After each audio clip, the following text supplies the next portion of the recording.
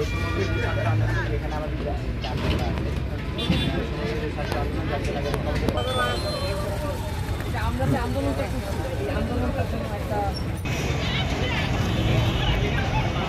ছাত্র আন্দোলন এবং জাতীয় নাগরিক কমিটির পক্ষ থেকে দেশব্যাপী লিফলেট বিতরণ কর্মসূচির ধারাবাহিকতায় আজকে আমরা ব্রাহ্মণবাড়িয়া, আশুগঞ্জ, সরাইল সহ বিভিন্ন উপজেলায় 12ই জানুয়ারি আজকে আমরা এই লিফলেট বিতরণ কর্মসূচি পালন করছি।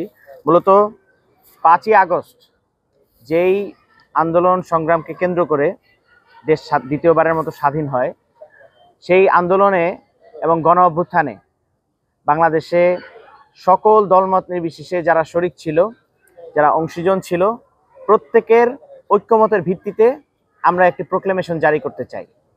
আমরা গত 31শে ডিসেম্বর এই প্রোক্লেমেশন জারির জন্য আমাদের কেন্দ্রীয় শহীদ মিনার একটি কর্মসূচি ছিল, কিন্তু পরবর্তীতে সরকারের পক্ষ থেকে জানানো হয় যে যেহেতু এই আন্দোলনে দলমত নির্বিশেষে বাংলাদেশের সকল দল এবং সকল শক্তি, সকল পক্ষ একটি জায়গায় এসে এই আন্দোলনকে সফল করেছে, অতএব এই ঘোষণাপত্রের মধ্যেও আমাদের সকলের ঐক্যমতের একটি জায়গা নিশ্চিত করা জরুরি। এই জন্য সরকার আমাদেরকে জানায় যে সরকার তার জায়গা থেকে সকলের সাথে এই বিষয়টি নিয়ে আলোচনা, সকল পক্ষের সাথে এই বিষয়টি নিয়ে আলোচনা করবেন। আমরাও সরকারকে এই 15ই জানুয়ারি পর্যন্ত আলটিমেটাম দিয়েছি এবং 15ই জানুয়ারির মধ্যে আমাদের এই প্রোক্লেমেশন সরকারের পক্ষ থেকে ঘোষণা হওয়ার কথা।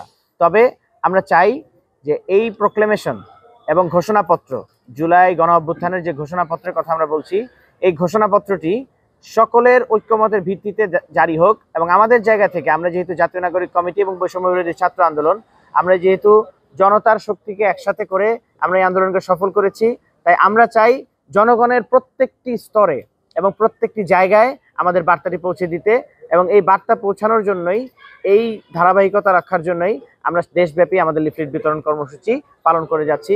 আমরা আশা করছি খুব দ্রুততম সময়ের মধ্যে সরকার এই জুলাই গণ অভ্যুত্থানের আকাঙ্ক্ষাকে ধারণ করবে এবং এই জুলাই গণ অভ্যুত্থানের যে স্পিরিট, জুলাই গণ অভ্যুত্থানের যে ঘোষণাপত্র, সেটা খুব দ্রুতই সরকারের পক্ষ থেকে ঘোষণা করা হবে, এই আশাবাদ আমি ব্যক্ত করছি।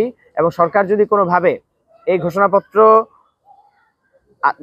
জারি করতে ব্যর্থ হয়, প্রোক্লেমেশন জারি করতে যদি সরকার ব্যর্থ হয়, সেক্ষেত্রে আমরা বৈষম্য বিরোধী ছাত্র আন্দোলন এবং জাতীয় নাগরিক কমিটির পক্ষ থেকে আবারও কোনো কর্মসূচির মাধ্যমে আমাদের জায়গা থেকে আমরা এই ঘোষণাপত্রটি জারি করব।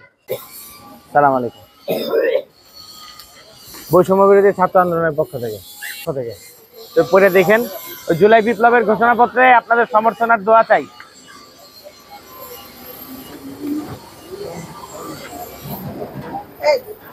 নাও, সবাইরে দিয়ে দিবে একটা করে।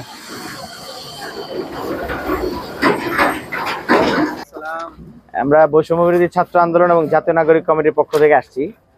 এটা হচ্ছে আমাদের জুলাই বিপ্লবের যেই ঘোষণাপত্র, মানে আমরা যে একটা আন্দোলন করছি, একটা বিপ্লব হয়েছে, গণ অভ্যুত্থান হয়েছে, এইটার যে ঘোষণাপত্র আসা দরকার, এইটার জন্য আমরা জনগণের কাছে আমাদের কি কি দাবি দেওয়া থাকতে পারে, কিসের ভিত্তিতে এই 7টা দাবি আমরা পেশ করছি।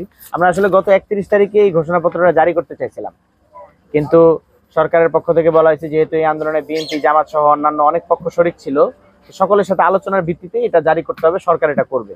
আর এটা যদি জারি না করা হয়, তখন কিন্তু এই যে জুলাই আগস্টের যে আন্দোলন, এটা কিন্তু সন্ত্রাসী কর্মকাণ্ড আখ্যা দিয়ে দিতে পারে পরবর্তীতে কোনো সরকার, আওয়ামী লীগ আল্লাহ না করুক যদি কখনো আসে, তখন কিন্তু এটারে কি প্রশ্নবিদ্ধ করতে পারে। এই জন্য আমাদের একটা লিখিত দলিল দরকার যে না, এটা হলো, যেমন এটা 71-এর মুক্তিযুদ্ধের পরে হয়েছিল যে একটা ঘোষণাপত্র লাগে, যে প্রথম ফার্স্ট রিপাবলিকের একটা ঘোষণাপত্র ছিল 71-এর পরে। তো আমাদের এরকম 24-এরও একটা ঘোষণাপত্র লাগবে, যাতে এই পুরো আন্দোলনের একটা বৈধতা তৈরি হয়। আমরা গত 31 তারিখে এটা করতে চাইছিলাম, কিন্তু সরকারের পক্ষ থেকে বলা হয়েছে যেহেতু অন্যান্য দল পক্ষ সবাই আন্দোলনে শরিক ছিল, সরকারের জায়গা থেকে সরকার সবার সাথে আলোচনা সাপেক্ষে জাতীয়ভাবে, জাতীয় ঐক্যমতের ভিত্তিতে এটা ঘোষণা করবে।